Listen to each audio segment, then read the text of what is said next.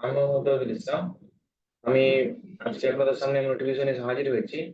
বিষয়টা হচ্ছে যে ভাই মার্কেট প্লেসের বাইরে ক্লায়েন্ট পেয়েছেন এবং সেই ক্লায়েন্টের থেকে সফলভাবে ব্যাংকের মাধ্যমে পেমেন্ট এনেছেন। তো সে সকল বিষয়ে ভাইয়ের কাছে জানার চেষ্টা করব আমরা যে ভাই শুরু থেকে কিভাবে ক্লায়েন্টকে ইমপ্রেস করে তার থেকে কাজ নিয়ে এবং সফলভাবে ব্যাংকের মাধ্যমে পেমেন্টটা আনতে পেরেছেন সে বিষয়ে চেষ্টা করব। তো ভাই কেমন আছেন সব নিয়ে? জি, আলহামদুলিল্লাহ ভালো আছি। আপনি কেমন আছেন? জি, আলহামদুলিল্লাহ ভালো। তো প্রথমে বলুন আপনার বাসা কোথায়? আমাদের সবার জানা উচিত। আমার বাসা হচ্ছে বগুড়াতে। তো আমি রাজশাহীতে ছিলাম দীর্ঘ 2 বছর। পরে আমি জব ছেড়ে দিয়েছি, এখন বর্তমানে এই পেশার সাথে নিযুক্ত আছি আর কি।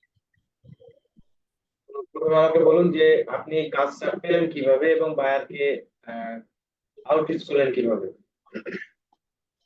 ওয়েটা আমি কি ছিল? হচ্ছে আহ আচ্ছা, ওইটা হচ্ছে মানে মূলত আমি বলবো ফেসবুকই, মানে ফেসবুক থেকেই তাকে হচ্ছে আউটরিচ করেছি। ক্লায়েন্টকে অনেক আগে মেসেজ করেছিলাম, কিন্তু জিমেইলে মেসেজ করেছি মানে কোনো ফলাফল হয়নি। পরে পরবর্তী সময়ে আমি দেখলাম যে আপনি একটা ভিডিওতে এসিও করেছিলেন, যেটার সমস্যা আমি ফেস করেছি বারবার। ভিউজ হচ্ছিল না, এটা হচ্ছিল না, মানে কিভাবে সমস্যাগুলো তুলে ধরতে হয়। তো সেসব বিষয়গুলো আপনি শেয়ার করেছিলেন। তো আমি আপনাকে অনেক খুঁজেছি, সত্য কথা যেটা আমি মানে অনেক খোঁজাখুঁজি পরে পাইনি, আপনার নাম দিয়ে সার্চ দিয়েছি। সব কিছু করার পরে তো পরে দেখলাম যে আপনার এই মানে আপনি কি করছেন, আপনাকে আমি ফলো করতেছিলাম, আপনাকে ফলো করি মোটামুটি 3-4 মাস হবে এরকম। পরবর্তী সময়ে আমি অপেক্ষা করতাম যে ভাইয়ের মানে কোন রকম যদি ভিডিও কিংবা কোন রকম যদি সোর্স থাকতো যে যেখান থেকে মানে উপকৃত হওয়া যাবে। পরে দেখি আপনি একটা লোগো দিয়েছেন, যে ওটা হচ্ছে মানে করতেছেন আপনার জন্য। তো পরবর্তী আমি সেটা ফলো করে আমি গুগলে সার্চ করলাম, তারপরে ইউটিউবে সার্চ করলাম, দেখি পেয়ে গেলাম সেখান থেকে। আমি আপনাকে ফেসবুকেও নক করেছি, ওরকম রেসপন্স পাইনি, কারণ সচরাচর মানে ওটা হচ্ছে রিকোয়েস্ট মুডে থাকে, আর অনেক জি, সময় জি। হচ্ছে ব্যস্ততা থাকার কারণে হয়তো ওটা চেক করা হয় না। তো পরবর্তী সময়ে আমি আপনার হচ্ছে ওখান থেকে আমি হোয়াটসঅ্যাপ গ্রুপে মানে জয়েন হয়েছি আর কি। হওয়ার পরে সেখান থেকে আপনাকে নক দেওয়া, ঠিক আছে। মানে এত একটা বিশাল পরিসরে একটা কাহিনী। পরবর্তী সময়ে আমি দেখলাম ওই রকম ভাবে আউটরিচ কি করা যায়। পরবর্তী আমি ক্লায়েন্টকে সাথে কথা বললাম, কথা বলার পরে পরে উনি বলতেছে আমি তো অনেক দিন থেকে করতেছি, কোনো কাজ হচ্ছে না, তো তুমি যদি একটু দেখতে বিষয়টা। তো আমি কোনো কিছু বলি নাই, যে আমাকে পরে বলতেছে তোমার প্রাইজিংটা কি রকম। আমি বললাম যে দেখেন, আপনি যেহেতু এর আগে কাজ করেছেন, সেহেতু আপনার অভিজ্ঞতা আছে, উনি সাউথ আফ্রিকার। তো জি। পরবর্তী সময় আমি বললাম যে ঠিক আছে, আপনি যেহেতু কাজ করে নিয়েছেন, তাহলে আপনি দেখেন আপনার যেটা হচ্ছে অ্যাবিলিটি বা যেটা হচ্ছে একদম রিজনেবল প্রাইস হয়, আপনি সেটাই দিন। তো পরবর্তী সময়ে একটা কথাই কি যে প্রথমত ক্লায়েন্ট যদি মানে আপনার খুব রেয়ারও যদি মানে প্রাইজিং এর কথা বলে, ছাড়তে নাই সে ক্লায়েন্টকে, ফিউচারে হয়তো আস্তে আস্তে বাড়াবে, এরকম একটা প্ল্যানিং। তো প্রথমে আমি যেটা এক্সপেক্ট করেছিলাম তার থেকেও বেশি উনি যেটা বলছে আর কি। তো আমার যেটা আইডিয়া ছিল তার থেকেও বেশি করেছে, হ্যাঁ। তো পরবর্তী সময়ে আমি বললাম ঠিক আছে, সমস্যা নেই, আপনি স্টার্ট করে দিতে পারেন। তো পরবর্তী সময়ে উনি কি করলো, আমার ব্যাংকের ডিটেলস গুলা নিল। আমি খুব তাড়াহুড়া করে বের করলাম সবকিছু, মানে একটু ছিল ব্যাংকের সব ইনফরমেশন গুলো নিয়ে পরবর্তী সময়ে ওনাকে হচ্ছে দিয়ে দিলাম। তো পরে উনি পাঠাইছে, পাঠানোর পরে আমি আপনাকে দেখাইছিলাম কিন্তু যে ভাই টাকা আসছে কি না, আমি খুব কনফিউশনে ছিলাম। পরবর্তী সময় পরের দিনে তো আপনার শ্রমিক দিবস গেল, সেদিন আমি ব্যাংকে যাইতে পারিনি। তারপরেও আমি কনফিউশন ছিলাম যে ব্যাংকে গিয়ে দেখি যে আসছে কিনা, পেমেন্টটা আমার আসছে কিনা। পরবর্তী গেলাম, যাওয়ার পরে যখন পেমেন্টটা আসলো তখন উনি বলতেছে যে হ্যাঁ, পেমেন্টটা হচ্ছে যে আমি পাঠিয়েছি। উনি আবার হচ্ছে রিয়া, আপনার হচ্ছে যে আহ, ইটা আছে, ব্যাংক ইটা আছে, উনি ওখানেই কিন্তু জব করে, উনি একজন ব্যাংকার। হুম। তো উনি মোটামুটি জানে সবকিছু। তো যাই হোক স্টার্টিং করে দিয়েছে ওনার সাথে। ক্লায়েন্টের সাথে আমার প্রতিদিন না হলেও দিনে একবার কথা হয়। মানে অ্যাজ এ খুব মানে ফ্র্যাঙ্কলি একটা সম্পর্ক হয়ে গেছে। মানে মোটামুটি একটা সম্পর্ক হয়ে গেছে যে ফ্রেন্ডের মতো আর কি। ও আমাকে মানে মোটামুটি দিনের মধ্যে একবার হলেও ফোন দেবে, খোঁজ খবর নেবে, আমিও ফোন দিই। তো মোটামুটি এরকম ভাবেই চলতেছে। আর আরেকটা মানে ক্লায়েন্ট হচ্ছে আপনার বায়ারের সাথে এরকম আচরণ হওয়া উচিত যাতে একটা হুম, বায়ারের সাথে বা ক্লায়েন্টের সাথে হচ্ছে যে আপনার ফ্রেন্ডলি কথা বলতে পারেন, সবকিছু ডিক্লেয়ার করতে পারেন। এখন বলেন যে আপনি ক্লায়েন্টের সাথে বাজেটিংটা কিভাবে ঠিক করলেন? আর ভিডিও হিসাবে না কিভাবে? বাজেটিং বিষয়টা হচ্ছে যে উনি বলেছিল যে আমার সমস্যা এইরকম। তো আমি বললাম যে তাহলে আপনার এই সমস্যা মানে এই জিনিসগুলো ইমপ্রুভমেন্ট করতে হবে। তো এখন উনি বলতেছে যে ক্লায়েন্ট নিজের থেকে বলতেছে যে তোমার চার্জ কি রকম। তো আমি ওনাকে আমার এটা রেঞ্জটা বলে দিলাম যে আপনি যদি আমাকে মান্থলি করেন তাহলে আপনার মানে আপনার জন্য সেটা সাশ্রয় হবে। আমার জন্য তো সমস্যা নেই। আমাকে যদি আপনার হচ্ছে মান্থলি যদি বেশি দেন আমার কোনো সমস্যা নেই। তবে আপনি যদি উইকলি করেন তাহলে এতে আপনার হচ্ছে মানে প্রাইজিংটা একটু বেশি পড়ে যাবে।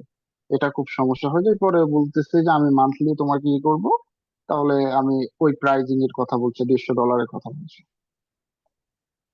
এখন বলেন যে ক্লায়েন্ট কি আপনার কাছে কোনো পোর্টফোলিও চেয়েছিল না নিজে থেকে দিয়েছিলেন? মানে কিভাবে কি করবেন এটা? না, অ্যাকচুয়ালি পোর্টফোলিও বলতে আমি ওনাকে কোনো পোর্টফোলিও দেই নাই।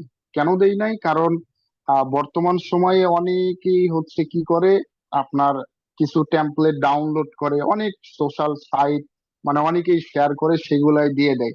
আসলে আমি যেটা করি, ক্লায়েন্টের যেটা সমস্যা ওটাই হচ্ছে আমি মানে সুন্দরভাবে সাজায়ে মানে ক্লায়েন্টেরই জিনিসগুলো আমি পোর্টফোলিও হিসেবে তাকেই দিয়ে দিই।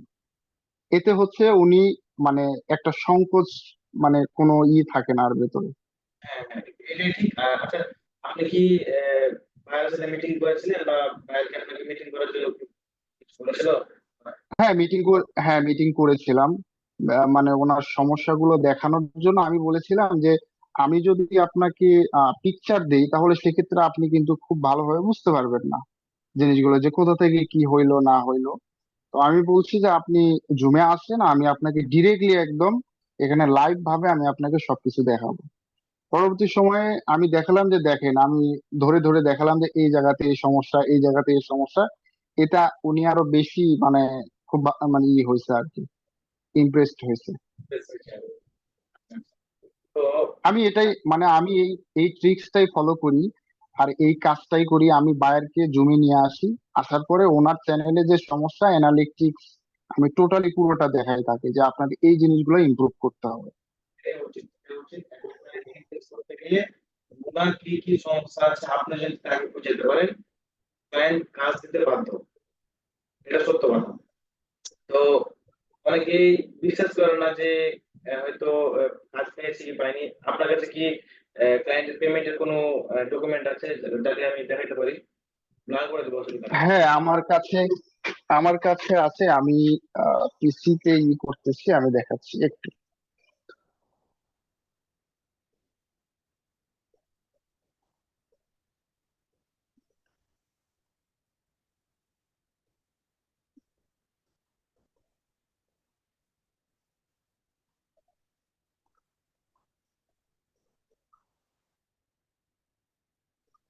আমার কাছে আছে পেমেন্ট, যে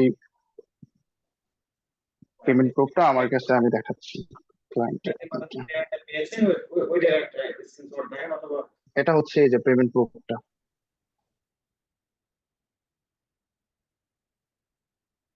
আমি দেখতে পাচ্ছি না, আপনার হয়তো ফোনের ক্যামেরাটা অফ হয়ে গেছে। হুম।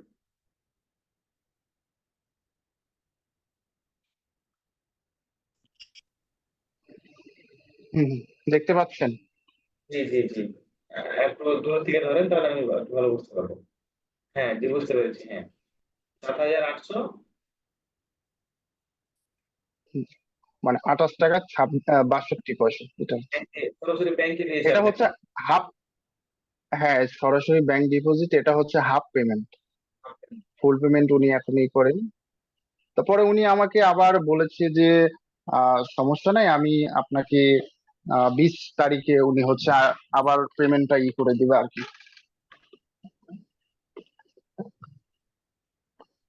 ঠিক আছে ভাই, সবকিছু শেয়ার করার জন্য ধন্যবাদ। আর এখান থেকে আপনারা শিখে নেবেন যে একটা ক্লায়েন্টকে কিভাবে মেসেজ করলে, মেসেজ করার পর ক্লায়েন্টকে কিভাবে ক্লায়েন্টের সাথে কথা বলতে হবে। এ সকল বিষয় ভাইয়ের কাছ থেকে শুনতে পেলাম, তো আমরা জানলাম। তো আপনাদের যাদের কোনো প্রশ্ন থাকবে, বা আপনাদের কোনো কিছু পোর্টফোলিও দরকার হোক, বা অথবা কোনো মেসেজ টেমপ্লেট দরকার হোক, আপনারা আমার হোয়াটসঅ্যাপ গ্রুপে জয়েন হয়ে যাবেন এবং সেখান থেকে আপনারা সবকিছু সাপোর্ট করবেন। তো আশা করি আপনারা সবকিছু বুঝতে পেরেছেন। তো আজকের মতো এখানেই আমরা শেষ করছি। ধন্যবাদ সকলকে।